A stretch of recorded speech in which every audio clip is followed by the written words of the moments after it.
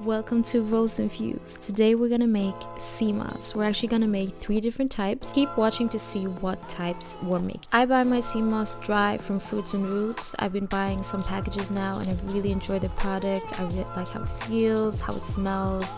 I love how it comes out and I use it daily in my smoothies and other drinks. So let's get to it. Making Seamoss gel is pretty much just 2 things. It's rinsing and blending. I'm fast forwarding this part because it's just a lot, but know that I did this for a good 7 maybe 10 minutes. You just really rub it, really get in there, make sure that everything that feels kind of rough and crusty opens up and starts soaking in liquid.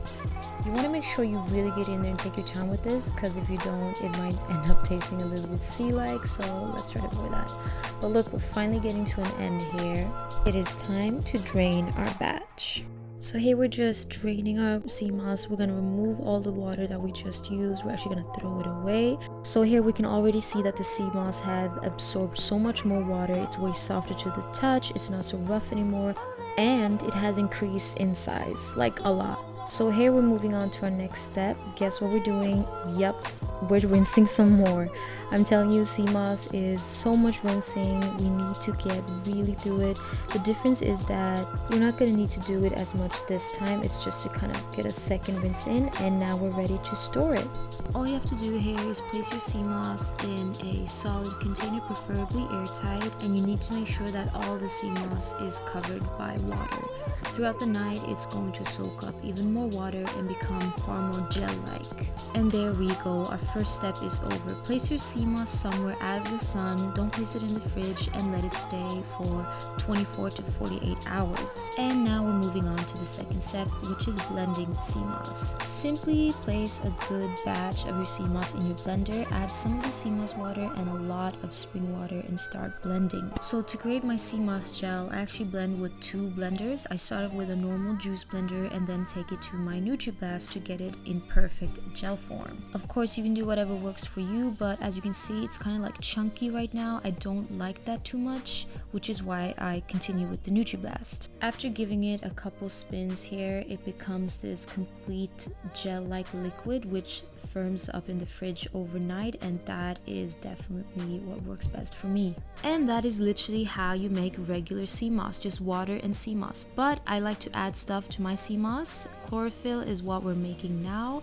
It's going to be the same procedure, but we're going to add chlorophyll. I'm going to show you where I like to add mine.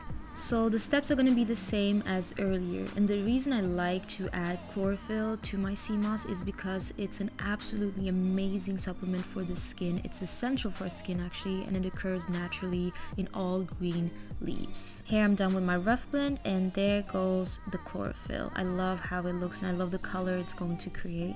If you follow me on Instagram, you'll see that I've posted about chlorophyll multiple times because it's just that amazing for the skin. It prevents the development of finer lines in the face, so definitely check out Rose Infused on Instagram if you're trying to learn more about this. And here we have another perfect batch. It's time to move on to our final flavor, elderberry infused Seamoss. Elderberry is so good for preventing any form of flu, so you definitely know I'm consuming that all winter. So once again, the steps are the same. We rough blend before we smooth blend, and we're gonna add our elderberry before we smooth blend.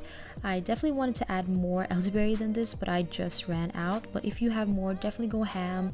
The taste is gonna come out really nice. I love the sweet syrup-like taste it has, so definitely enjoy that. I post about health benefits and facts about products like this all the time on Rose Infused, so definitely check that out. Thank you so much for watching my video. If you found this helpful, give it a like and a subscribe, and I'll see you next time.